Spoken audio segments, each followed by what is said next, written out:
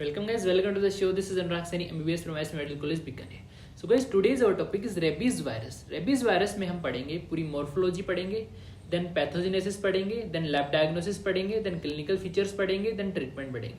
तो गाइस बहुत easy video है, बहुत आसानी से यहाँ पर पूरी स्टोरी के फॉर्म में पढ़ेंगे. ठीक है, सबसे पहले हम बात करते हैं रेबीज वायरस आया कहाँ से, इसके पूर्वज कौन है, कौन सी फैमिली से बिलोंग करता है, कौन से जेनरा से बिलोंग करता है. ठीक है, तो बस रेबीज जो वायरस है ये फैमिली से बिलोंग करता है रेप्डोवायरिडी. जो रेप्डोवायरिडी फैमिली होती है वहां से बिलोंग करता है. ठीक है, रेप्डोवायरिडी फैमिली के दो जेनरा होते हैं. पहला जेनरा का नाम है Lyssa virus and second genera का नाम है वेसिकुलो वायरस. अब जो लीजा वायरस है, जो जेनरा है, इसके 7 सीरोटाइप्स होते हैं. क्या होते हैं? 7 सीरोटाइप्स होते हैं.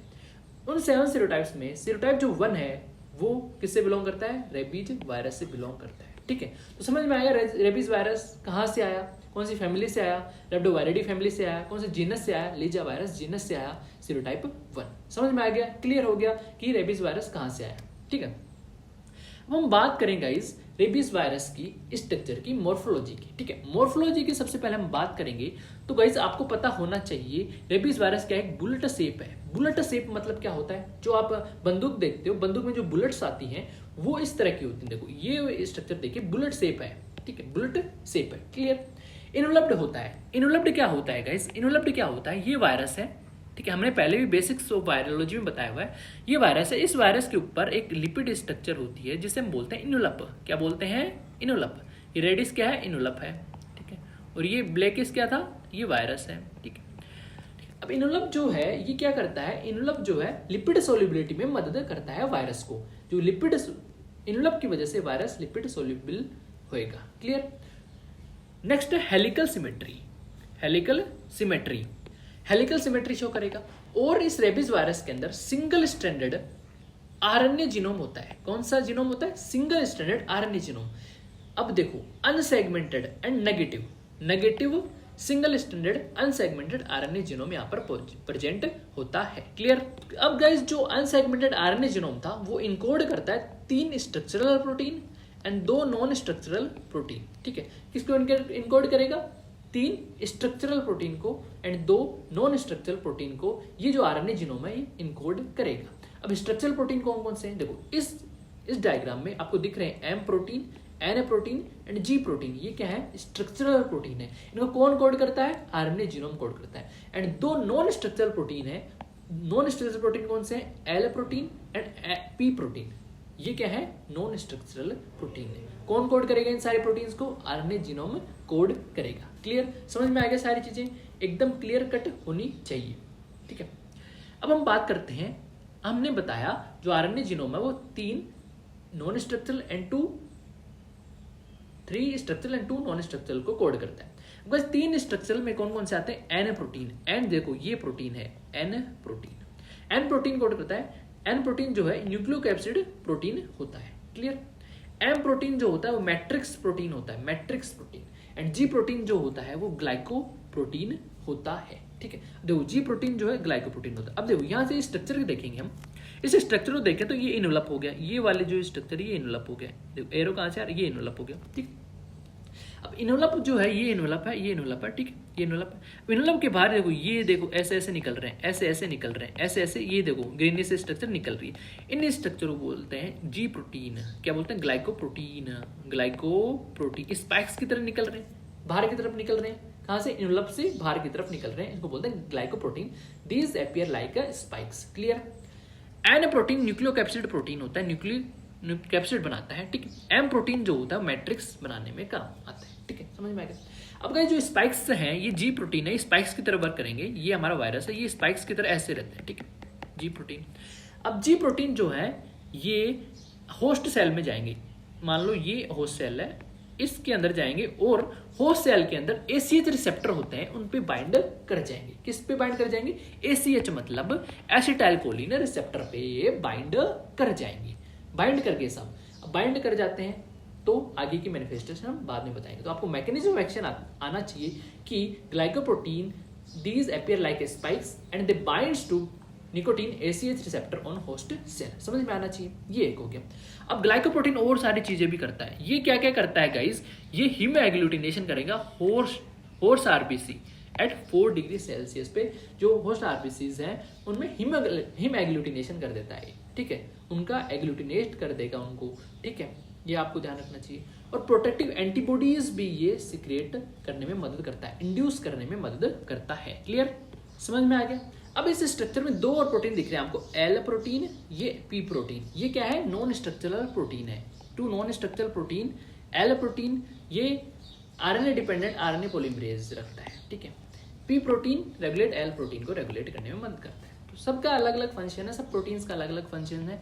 एन प्रोटीन कैप्सिड बनाने का मत, एम प्रोटीन मैट्रिक्स में, ग्लाइकोप्रोटीन जी प्रोटीन, ठीक है। ये क्या काम करता है, जी प्रोटीन के बहुत सारे काम है ग्लाइकोप्रोटीन के। क्लियर। नेक्स्ट हम बात करते हैं पैथोजेनेसिस कैसे होती है, कैसे क्या पैथोजेनेसिस। ये हमारा डॉग है, इसको स्टोरी के फॉर्म में पढ़ेंगे, ठीक है। ये हमारा कुत्ता है साहब। अब ये क्या है, ह्यूमन है, this one is legs of human, ठीक। खा गया साहब, खाने से वायरस इसके अंदर क्या हो जाएगा, लोड हो जाएगा, लोडिंग हो जाएगी वायरस की। अब देखो रेबीज वायरस यहाँ पर बहुत सारे ऑर्गेनिज्म में पाया जाता है, जैसे आपका ये कुत्ता हो गया, डॉग हो गया, ठीक है। इस डॉग के अंदर रेबीज वायरस प्रेजेंट रहेगा साहब। रेबीज वायरस प्रेजेंट रहेगा तो डॉग जैसे इस ह्यूमन को बाइट करेगा, ये वायरस इसके ह्यूमन के अंदर चला जाएगा, वाउंड क्रिएट हो जाएगा, यहाँ पे इस लेग पे वाउंड क्रिएट होगा और उस वाउंड के जरिए ये अंदर चला जाएगा साहब। अंदर जाएगा तो वायरस मसल्स के अंदर चला जाएगा, वायरस रेप्लिकेट करेगा मसल के अंदर। अब मैंने आपको बताया था वायरस के अंदर, ये वायरस है, इसके अंदर जी प्रोटीन्स होते हैं, स्पाइक्स की तरह ये एसीएच रिसेप्टर पे बाइंड कर जाएंगे मसल की। समझ में आ गया। तो पहली स्टेप है वायरस लोडिंग हुआ, दूसरी स्टेप है मसल के अंदर वायरस रेप्लिकेट करता है। क्या करता है, रेप्लिकेट करता है। क्लियर है गाइस, 2 स्टेप हमारे क्लियर हो गई। तीसरी स्टेप है वायरस जो है, जो मसल्स है, ये जो मसल्स है इनके ऊपर जो रिसेप्टर्स पाए जाएंगे एसीएच रिसेप्टर, उन पे जो वायरस है, वायरस इन एसीएच रिसेप्टर पे बाइंड कर जाएगा। ये वायरस है, ये इस एसीएच रिसेप्टर पे बाइंड कर जाएगा। क्लियर, इस एसीएच रिसेप्टर पे बाइंड कर जाएगा, ठीक है, बाइंड कर गया साहब, अब बाइंड हो गया। अब क्या होता है गाइस, अब क्या होता है, वायरस जो है बाइंड कर गया, फिर वायरस ट्रेवल करता है with in exons in peripheral nerve via retrograde axonal transport. अब वायरस मसल्स तक आ गया और एसीएच रिसेप्टर पे बाइंड कर गया, ठीक है। एसीएच रिसेप्टर बाइंड करने के बाद में वायरस क्या करता है, रिट्रोग्रेड एक्सोनल ट्रांसपोर्ट करता है, axonal transport, retrograde axonal transport करता है। अब ये चीज क्या होती है, रिट्रोग्रेड एक्सोनल ट्रांसपोर्ट क्या होता है, वो मैं आपको बताने जा रहा हूं। गाइस ये हमारा सेल बॉडी है, ये हमारा एक्सोन है, ये हमारे डेंड्राइट्स हैं। क्लियर, ठीक है। अब गाइस नॉर्मल क्या होता है, सेल बॉडी से इंफॉर्मेशन कहाँ जाती है, एक्सोन के थ्रू जाती है, सेल बॉडी टू एक्सोन। इसे हम बोलते हैं फॉरवर्ड या फिर एंटीग्रेड ट्रांसमिशन, एंटीग्रेड ट्रांसमिशन या फॉरवर्ड ट्रांसमिशन, ठीक। सेल बॉडी टू, ये क्या है, सी सेल बॉडी टू एक्सोन, ये सेल बॉडी है, ये क्या है, एक्सोन्स है। नॉर्मली ऐसा होता है। अगर गाइस क्या हुए, अगर क्या होता है, अगर एक्सोन से इंफॉर्मेशन सेल बॉडी तक जाए, एक्सोन से इंफॉर्मेशन सेल बॉडी तक जाए, देन उसे हम बोलते हैं रिट्रोग्रेड ट्रांसमिशन। क्या बोलते हैं, रिट्रोग्रेड या फिर बैकवर्ड रिट्रोग्रेड फिर बैकवर्ड ट्रांसमिशन हम उसे बोलेंगे। नॉर्मली क्या होता है, cell body to axon CA, लेकिन एक्सोन से अगर सेल बॉडी में जा रहा है तो रिट्रोग्रेड ट्रांसमिशन होगा। तो यहां पर रिट्रोग्रेड ट्रांसमिशन होता है वायरसेस का, ठीक है। तो वायरस ट्रेवल करता है एक्सोन्स, ठीक है, बाय रिट्रोग्रेड एक्सोनल ट्रांसपोर्ट। अब बाय रिट्रोग्रेड एक्सोनल ट्रांसपोर्ट हो गया, फिर क्या होगा, वायरस कहाँ जाएगा, स्पाइनल कोड में चला जाएगा। रिट्रोग्रेड एक्सोनल ट्रांसपोर्ट से वायरस कहाँ चला जाएगा, स्पाइनल कोड। ये क्या है, स्पाइनल कोड है। स्पाइनल कोड में वायरस चला जाएगा और स्पाइनल कोड के जरिए वायरस कहाँ चला जाएगा, ब्रेन में अंदर चला जाएगा और ब्रेन का क्या कर देगा, इन्फेक्शन कर देगा। देखो वायरस कहाँ गया, स्पाइनल कोड, ये स्पाइनल कोड से वायरस गया ब्रेन के अंदर। ब्रेन के अंदर जैसे ही वायरस गया, ब्रेन के अंदर जैसे ही वायरस गया गाइज, ब्रेन के अंदर जैसे ही वायरस गया, देन क्या होता है, वायरस ब्रेन से सेंट्रीफ्यूगल ट्रांसपोर्ट शो करता है। मेरी लैंग्वेज को ढंग से सुनना, ब्रेन में जैसे गया उसके बाद में सेंट्रीफ्यूगल, वर्ड ध्यान रखना, ये वर्ड एमसीक्यूज में आते हैं, centrifugal not centripetal, centrifugal transport show करेगा और वेरियस नर्व्स में जाएगा और वायरस बहुत सारी नर्व्स के थ्रू स्प्रेड होगा, ठीक है। कहाँ कहाँ स्प्रेड होगा, स्किन हो गया, कॉर्निया हो गया एंड अदर ऑर्गन। कहाँ कहाँ स्प्रेड होगा, स्किन, कॉर्निया एंड ऑर्गन्स, ठीक है, skin, cornea and other organs में ये ट्रांसमिट हो जाएगा। ठीक है, अदर ऑर्गन में जैसे स्किन, कोर्निया, तो इनके नर्व्स के थ्रू ट्रांसमिट हो रहा है, तो गाइस इनके सेंसेशन में दिक्कत आ जाएगी। ठीक है, सेलुलरी ग्लैंड एबनॉर्मल फंक्शन शो करने लग जाएंगे, स्किन जो है एबनॉर्मल फंक्शन शो करने लग जाएगी, कोर्निया है जो एबनॉर्मल फंक्शन शो करने लग जाएंगे। अदर ऑर्गन्स हैं जहां जहां ये वायरस जाएगा सेंट्रीफ्यूगल ट्रांसपोर्ट से, वहां जो ऑर्गन्स हैं वो एबनॉर्मल फंक्शन शो करने लग जाएंगे। क्लियर गाइस, ये सारी चीजें आपको आनी चाहिए। क्लियर। नेक्स्ट हम बात करें, थोड़ा सा हम देखें इसको ब्रीफ में। वायरस की एंट्री हुई, लोकल मल्टीप्लीकेशन ऑफ वायरस हुआ, कहां पर? मसल्स में। मसल्स में मल्टीप्लीकेशन ऑफ वायरस हुआ, देन वायरस क्या करेगा? रिट्रोग्रेड एक्सोनल ट्रांसपोर्ट शो करेगा। मैंने बता दिया क्या होता है रिट्रोग्रेड एक्सोनल ट्रांसपोर्ट से वायरस कहां जाएगा? स्पाइनल कॉर्ड में जाएगा, वहां पर क्या करेगा? मल्टीप्लीकेशन करेगा। स्पाइनल कॉर्ड के बाद वायरस ब्रेन में जाएगा, ब्रेन में वहां पर मल्टीप्लीकेशन करेगा, देन ब्रेन से देन वायरस जाएगा, सेंट्रीफ्यूगल स्पीड होएगा, और देन सेंट्रीफ्यूगल स्पीड से पेरिफेरल नर्व्स के थ्रू स्किन के अंदर, कोर्निया के अंदर, सैलिवरी ग्लैंड्स के अंदर, पैंक्रियाज के अंदर, इन सब ऑर्गन्स के अंदर वायरस जाता है, एंड देन बहुत सारे सिम्टम्स यहाँ पर आते हैं। ठीक है, समझ में आ गया क्या होता है? तो ये सारी चीजें हैं वायरस पैथोजेनेसिस की। क्लियर। 2-3 टर्म है इंपॉर्टेंट, रिट्रोग्रेड एक्सोनल ट्रांसपोर्ट, ठीक है, सेंट्रीफ्यूगल स्पीड, बहुत इंपॉर्टेंट 2 वर्ड्स हैं एमसीक्यूज में आने के लिए। क्लियर। अब हम बात करते हैं इंक्यूबेशन पीरियड क्या होता है। इंक्यूबेशन पीरियड वायरस की एंट्री से लेकर सिम्टम्स तक आने का जो पीरियड होता है, टाइम इंटरवल होता है, उसे हम इंक्यूबेशन पीरियड कहते हैं। क्लियर। इंक्यूबेशन जो पीरियड है एवरेज होता है 20 to 90 डेज, 20 से 90 दिन तक होता है। क्लियर। 20 से 90 दिन तक जो है स्टार्ट, देखो इंक्यूबेशन पीरियड है एवरेज तो इतना हो गया, लेकिन अगर जो बाइट है फेस पे लगी है और हैंड पे लगी है, हाथ और फेस पर जो बाइट हुई है डॉग की, तब इंक्यूबेशन पीरियड क्या होगा? शॉर्ट होएगा, मतलब जल्दी ट्रांसमिट होएगा इन्फेक्शन। ठीक। Incubation period is shorter in children than adult. Adult में जो है इंक्यूबेशन पीरियड वो क्या होता है? ज्यादा होता है, जबकि जो चिल्ड्रंस हैं वहां पर इंक्यूबेशन पीरियड कम होता है। ठीक है। बाइट हम करें अगर हेड, नेक, अपर लिम्ब, इन सब में जो बाइट करें, हेड, नेक, अपर लिम्ब, ठीक है, इनकी जो बाइट है यहाँ पर इंक्यूबेशन पीरियड कम होता है। अगर हेड पे बाइट करेगा, नेक पे बाइट करेगा, अपर लिम्ब पे करेगा, यहाँ पर इंक्यूबेशन पीरियड शॉर्ट होएगा। ठीक है, ये सारी चीजें हमने दिखा दी। अब क्लिनिकल फीचर्स की हम बात करें, only 15% of the cases develop rabies. जितनी भी बाइट्स होती हैं, ठीक है, उनमें से 15% केस ही डेवलप करते हैं रेबीज के। ठीक है। स्टेजेस, 4 स्टेजेस होती हैं रेबीज वायरस के इन्फेक्शन की। पहली स्टेज होती है प्रोडर्म या फिर अर्ली सिम्टम्स, ये 2 से 10 दिन में होती है। ठीक है, 2 से 10 दिन इसका टाइम ड्यूरेशन है। ये क्या है? ड्यूरेशन ऑफ कितने दिन तक रहती है। ठीक है, इसके अंदर क्या सिम्टम्स आएंगे? प्रोड्रोम फेज के अंदर फीवर आ जाएगा आपके, nausea, vomiting, anxiety, headache, paresthesia, pain at the site, जहां पर बाइटनेस हुई है, बाइट हुआ है, वहां पर पेन होने लग जाएगा, फीवर आ जाएगा, वोमिटिंग आ जाएगी, हेडेक हो जाएगा। ठीक है, ये इस स्टेज को क्या करेंगे हम? क्या कहेंगे? प्रोडोर्म या फिर अर्ली सिम्टम्स। सेकंड स्टेज है एक्यूट न्यूरोलॉजिक डिजीज। सेकंड कौन सा स्टेज है? Acute neurologic disease. ठीक है, इसको हम बोलते हैं फ्यूरियस रेबीज भी बोलते हैं, एंड इसके अंदर एंसेफेलाइटिक हो जाएगी 80% ऑफ द केसेस। ठीक है, 80% of the cases. 80% of cases में कौन सी स्टेज होती है? Acute neurologic disease. ठीक, ब्रेन से रिलेटेड है एंसेफेलाइटिक। ठीक है, इसके अंदर गाइस बहुत सारे सिम्टम्स देखने को मिलेंगे। हाइड्रोफोबिया। हाइड्रोफोबिया क्या होता है? पानी से डर। अब गाइस पानी से डर कैसे लगेगा? ये इंपॉर्टेंट क्वेश्चन बनता है। रेबीज वायरस में हाइड्रोफोबिया का सिम्टम क्या है गाइस? अब आपके रेबीज वायरस इन्फेक्शन हो गया सब। अब जब आप ड्रिंक करोगे पानी को जैसे ड्रिंक करने लगे तो जो फेरिंग्स जो मसल है वहां के स्पाज्म होने लग जाएगा। फेरिंग्स के अंदर स्पाज्म होएगा और आपको बहुत ज्यादा दर्द होएगा, तो आपको पानी से डर लगेगा। आप पानी को स्वेलो नहीं कर पाओगे, उसको ड्रिंक नहीं कर पाओगे। अटेम्प्ट करोगे अगर ड्रिंक करने का पानी को, तो क्या हो जाएगा? स्पाज्म हो जाएगा और पेन होएगा वहां पर। ठीक है, तो अटेम्प्ट टू ड्रिंक मतलब पानी नहीं पी सकते, तो पेशेंट जो है सॉलिड फूड ज्यादा खाने को प्रेफर करता है देन लिक्विड फूड। ठीक है, और ये सारी चीज किस वजह से होती है? This is due to dysfunction of infected brain stem neuron.